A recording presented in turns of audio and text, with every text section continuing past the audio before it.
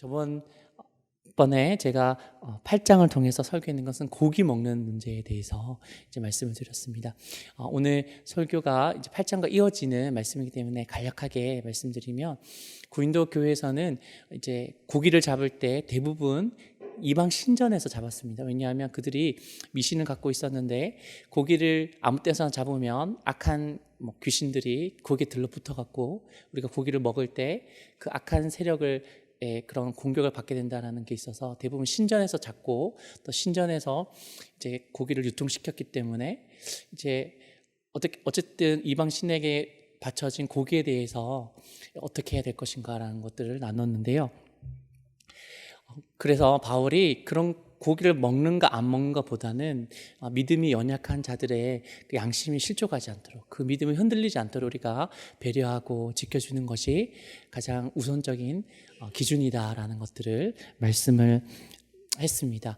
오늘 9장은 이어서 사도 바울이 내가 사도로서 이런 많은 권리가 있지만 모든 것들을 다 내려놓는다. 너희들도 나의 이런 복음에 참여함과 이런 권리와 내려놓음을 본받았으면 좋겠다라는 말씀을 하고 있습니다. 네, 우리 한번 말씀을 보게 오는데요. 우리 4절과 5절 말씀을 한번 보겠습니다. 제가 읽어보면요, 오늘 말씀이 좀 많기 때문에 제가 빨리빨리 한번 읽어보겠습니다. 우리가 먹고 마실 권리가 없겠느냐? 우리가 다른 사도들과 주의 형제들과 게바와 같이 믿음의 자매된 아내를 데리고 다닐 권리가 없겠느냐? 우리가 예수님 믿으면 이제 예수님께서 우리에게 모든 먹을 것과 입을 것을 주실 줄 믿습니다.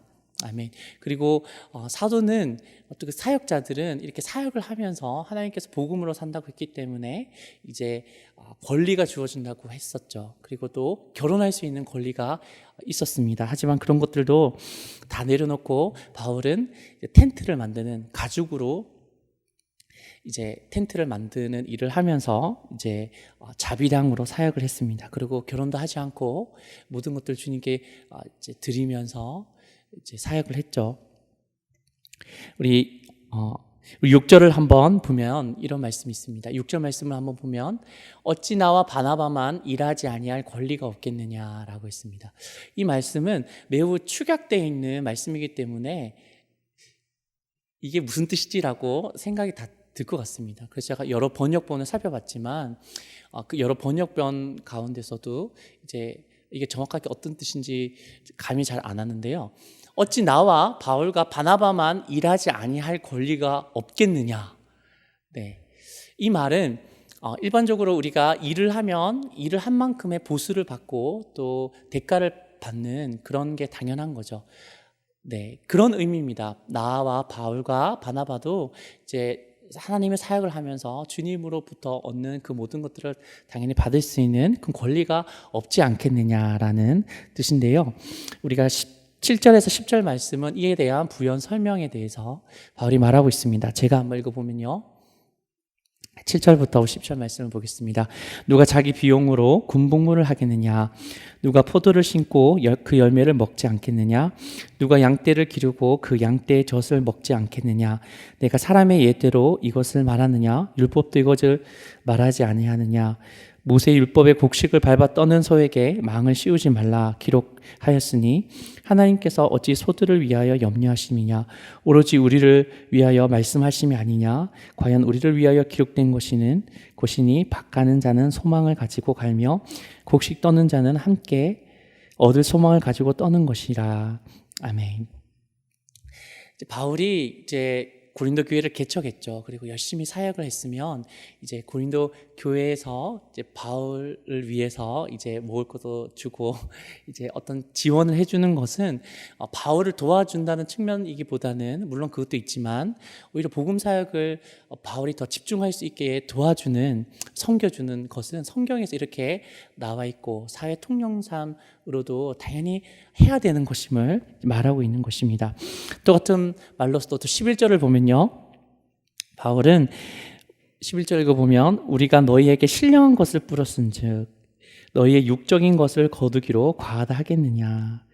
네, 세상 일보다는 이렇게 복음의 일을 함으로써 이제 신령한 것을 뿌렸는데 우리 성도님이 육적인 것을 이제 지원해 주시는 것은 되게 성경적이라고 말하고 있습니다. 하지만 바울은 이 모든 것들을 다 내려놓았습니다. 12절에 보면요, 다른 이들도 너희에게 이런 권리를 가졌거든 하물며 우리일까 보냐. 그러나 우리가 이 권리를 쓰지 아니하고 범사에 참는 것은 그리스도의 복음에 아무 장애가 없게 하려 함이로다. 아멘. 사도 바울은 이제 텐트를 만드는 일을 하면서 복음을 전했는데요. 그렇다고 사도 바울이 교회의 지원과 후원을 안 받았냐? 그것도 아닙니다.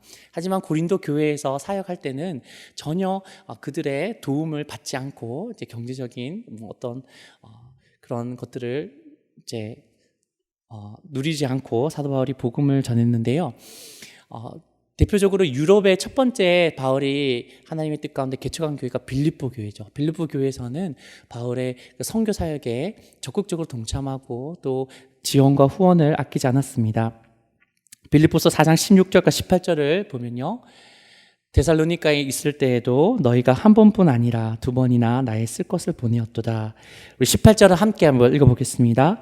내게는 모든 것이 있고 또 풍부한지라 에바브로편에 너희가 준 것을 받음으로 내가 풍족하니 이는 받으실 만한 향기로운 제물이요 하나님을 기쁘시게 한 것이라. 아멘. 두 번이나 나의 쓸 것을 보내었도다 라고 했고요. 또 18절에 보면 너희 이제 에바브로 디도 편에서 너희가 나에게 준 것들을 내가 받았다라고 얘기를 했죠. 빌립보 교회에서 이렇게 후원한 것은 기쁨으로 받았지만 왜 고린도 교회에서 바울은 1절 성도들에게 어떤 이제 그것도 받지 않고 자비량으로 사역을 했을까요? 네, 그 이유는 성경에 구체적으로 나와 있지 않지만 고린도 교회는 이제 상업적으로 되게 발달한 도시였습니다. 그러니까 일반적으로 고린도 사람들은 돈에 밝았다는 거죠. 돈의 흐름에. 그리고 또 도덕적으로도 일반적으로 이제 깨끗이 못하였고 이제 성적으로도 문란한 도시였습니다. 그런 말미암아 바울이 그런 경제적으로 밝고 도덕적으로 타락한 도시에 있는, 물론 예수 믿는 사람일지라도 그런 분위기가 있기 때문에 복음을 전하고 어떤 돈을 받았다라고 하면 그 사람들이 어떻게 생각할 수 있겠죠?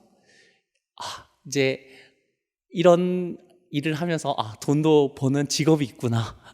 사역자를 직업처럼 생각하고 복음의 그런 선포됨과 전파됨에 오히려 장애가 되었을 것입니다.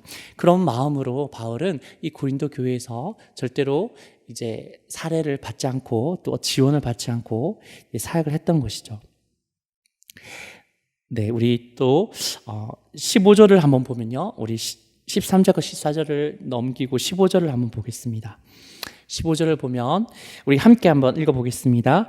그러나 내가 이것을 하나도 쓰지 아니하였고 또 이 말을 쓰는 것은 내게 이같이 하여 달라는 것이 아니라 내가 차라리 죽을지언정 누구든지 내 자랑하는 것을 헛된 대로 돌리지 못하리라 하리라. 아멘. 우리 고린도 교회는 바울이 개척했지만 이제 바울파, 베드로파, 그리스도파, 아볼로파라고 나눠졌고 서로에 대해서 험담하였고 이 교회를 개척한 바울에 대한 안 좋은 말도 돌았기 때문에 만약에 바울이 그들이 제공한 것들을 받으면서 받아도 되지만 사역을 한다면 바울이 복음에 장애가 있을 거라고 생각을 했습니다. 하지만 나는 그렇게 하지 않겠다. 만약에 내가 너희들에게 그런 의도로 내가 복음을 전했다라면 차라리 죽는 것이 낫다라는 이제 말씀을 했습니다. 우리 16절과 17절을 한번 보겠습니다. 16절과 17절을 한번 보면요, 네, 제가 읽어보겠습니다. 내가 복음을 전할지라도 자랑할 것이 없음은 내가 부득불을 할 일임이라. 만일 복음을 전하지 아니하면 내게 화가 있을 것이로다. 내가 내 자의로 이것을 행하면 상을 얻으려니와 내가 자의로 아니한다 할지라도 나는 사명을 받았노라. 사도 바울이 고린도 성도에게 자기가 복음을 전하는 그 정체성에 대해서 말씀하시고 있는 그런 말씀입니다. 내가 이 복음을 아무런 대가 없이 이제 낮에는 복음을 전하고 저녁에는 텐트를 만드는 일을 했겠죠. 그렇게 열심히 복음을 전하고 잠을 못 잤지라도 내가 이 복음을 전한 것이 부득불해야 되는 것이다. 내가 자의로 너에게 와서 복음을 전했다라면 상급이 있을 것이지만, 내가 자의로 하지 아니한다 할지라도 나는 사명을 받았기 때문에, 빚진 자이기 때문에 너희들에게 가서 복음을 전한다 라고 바울이 말하고 있습니다. 그러므로 절대로 내가 이 복음을 전하는 것이 어떤 것들을 요구하면서 기대하면서 복음을 전하는 것이 아니라라고 말하고 있습니다. 오히려 바울이 18절을 보면요, 이렇게 말하고 있습니다. 18절에 보면, 그런즉 내 상이 무엇이냐? 내가 복음을 전할 때 값없이 전하고 복음으로 말미암아 내게 있는 권리를 다 쓰지 않은 이것이로다. 바울이 오히려 자랑하고 내 상급이 어떤 것이냐 하면, 내가 복음을 전할 때 값없이 너에게 전하고 복음으로 말미암아 내게 있는 권리를 다 쓰지 아니하는 것이 오히려 나의 상급이다 라고 말하고 있는 것이죠. 우리는 신앙생활을 하면서 내가 주님께 이러한 것들을 하고 또 열심히 간구하고 해서 이런 많은 것들을 받았고 또 축복을 받았다라는 것들을 좀 간증하기 원합니다. 그런 마음의 소원이 있습니다. 할렐루야. 아멘. 여러분도 마음의 소원이 있으시죠? 그런데 바울은 우리의 생각을 뛰어넘어서 자기가 아무런 대가 없이 당연히 받아야 되는 대가이고 하나님께서 말씀하신 것이지만 이런 것들을 내가 하지 않고 오히려 값없이 너에게 복음을 전하는 것이 나의 상급이다라고 얘기하고 있는 것이죠. 네, 왜 이렇게 바울이 이런 헌신과 희생이 나의 상급이다라고 표현을 했을까요? 바울은 어떠한 목적과 의도가 있었기 때문에 이런 말씀을 했을까요? 우리 한번 23절을 다 같이 한번 읽어보겠습니다. 23절 말씀. 네, 오늘 본문이죠. 오늘 본문 말씀인데 우리 한번 보겠습니다. 다 같이 한번 읽겠습니다. 내가 복음을 위하여 모든 것을 행함은 복음에 참여하고자 함이라. 아멘. 바울은 내가 이렇게 복음을 위해서 정말 대가를 바라지 않고 너희에게 수고하면서 복음을 전하는 것은 내가 복음에 참여하기 원하기 때문이다라고 말하고 있습니다. 여러분, 복음에 참여하는 것이 무엇일까요? 여러분도 복음에 참여하고 있습니까? 아멘. 근데 우리가 이 복음에 참여하기 위해서 바울이 이렇게 많은 것들을 이제 희생하고 주님을 따랐습니다. 근데 이 복음에 참여함에 대해서 이후에 대해서 구체적으로 나오는데요. 우리 24절, 25절을 보면 네, 제가 읽겠습니다. 운동장에서 다름질하는 자들이 다 달릴지라도 오직 상을 받는 사람은 한 사람인 줄을 너희가 알지 못하느냐. 너희도 상을 받도록 이와 같이 다름질하라. 이기기를 다투는 자마다 모든 일에 절제하나니 그들은 썩을 승리의 자의 관을 얻고자 하되 우리는 썩지 아니할 것을 얻고자 하노라. 우리가 복음에 참여한다는 것은 마치 운동 경기에 참여하고 있는 이제 선수와 같다라고 바울이 얘기하고 있습니다. 여러분이 가장 좋아하는 스포츠가 무엇이죠? 네, 사람마다 다른데 저는 축구입니다. 네, 그렇게 우리가 축구로 관중이 되어서 TV를 보고 하지만 우리가 실제 축구 선수가 되었다고 한번 생각해 보기 원합니다. 고린도에서는 그 이스트미아 제전이라는 그런 운동 경기가 2년 만에 한 번씩 열렸습니다. 우리가 올림픽은 몇 년 만에 열리죠? 4년 만에 한 번씩 열리죠. 올림픽은 이제 어디가 기원이냐면 여러분도 잘 알듯이 올림피아라는 도시에서 이제 올림픽이 4년에 한 번씩 이 그리스에서 이제 벌어졌는데요. 근데 이 고린도 지역에서는 이스트미아 제전이라는 이 올림픽과 같은 이제 운동회는 아니고 이제 운동 대전이 2년마다 한 번씩 더 자주 일어났던 거죠. 그렇게 일어나서 여러분 4년 만에 한 번씩 이제 어떤 대회가 여는 거하고 2년마다 한 번씩 여는 거하고 어떤 차이가 있을까요? 2년마다 한 번씩 열면 더 친근하겠죠. 그리고 우리의 삶 속에 더 영향을 받을 것입니다. 큰 축제이기 때문에 그런 축제가 2년마다 이제 운동 경기가 일어나면 이제 온 고린도가 떠들썩하고 볼거리도 많고 먹을 것도 많을 것입니다. 근데 이 이스트미아 이 제전에 참여하려고 하면 이제 남자만 참여 가능했는데 운동 경기는요. 어떻게 참여하기 위해서는 10개월간 내가 이 경기를 위해서 훈련했다는 이 증거를 제시해야 된답니다. 10개월 동안 내가 이것을 위해서 이제 열심히 운동했다는 것을 증거를 내고, 그리고 경기 시작 30일 전부터 체육관에서 이제 합숙 훈련을 해야 됐다고 합니다. 네, 했는데요. 그래서 1등을 했어요. 1등을 하면 어떤 걸 받을까요? 예. 요새는 이제 금목걸이도 주고 연금도 주고 막 명예도 있고 막 이제 금메달 따면 또 TV에 또 나오죠. 뭐 TV 이제 어떤 버라이어티 쇼 같은 데서 나와서도 막 토크쇼도 하는데요. 그 당시에 그렇게 열심히 이제 10개월간 훈련을 하고 합숙해서 30일 동안 훈련해서 이제 받은 상급이 이제 면류관 같은 건데요. 무엇으로 이제 맞는 것을 고린도 여기 제전에서 줬는지 아십니까? 샐러리랍니다. 여러분, 먹는 샐러리인데요. 그 샐러리 1등 한 사람만 샐러리를 주고 끝이었답니다. 네, 고린도에서는 명예적인 거죠. 샐러리를 어떻게 왕관을 만들 수 왕관이 아니라 그 면류관을 만들 수 있을까 한번 궁금해서 찾아봤는데 우리 한번 사진을 한번 보기 원합니다. 네, 이렇게 생겼답니다. 네, 이 샐러리로 만든 이제 관을 얻기 위해서 어떻게 해야 된다고요? 10개월 동안 훈련을 했다는 증거를 내고 또 30일 동안이나 이제 숙박을 해야 되는 거죠. 거의 한 명만, 금운동이 아니라 우승하는 자만 받을 수 있었습니다. 그렇게 열심히 이제 훈련을 하고 시합에 나간 그런 자가 이것을 이제 샐러드로 만든 관을 받을 때 이 샐러드는 어떤 상태이죠? 어떤 상태입니까? 예, 죽어가고 있죠. 겉으로는 예뻐서 하루만 지나면 다 시들어버리는 이 죽어가는 관을 위해서 그렇게 열심히 운동선수가 이제 훈련을 하는 것이죠. 하지만 우리는 바울과 같이 복음에 참여하는 자로서 하나님의 나라의 국가대표 선수인 줄 믿습니다. 아멘. 우리 26절과 27절을 한번 보겠습니다. 제가 읽어보면요. 그러므로 나는 다름질하기를 향방 없는 것 같이 아니하고 싸우기를 허공을 치는 것 같이 아니하여 내가 내 몸을 쳐 복종하게 함은 내가 남에게 전파한 후에 자신이 도리어 버림을 당할까 두려워함이로다 라고 말씀했습니다.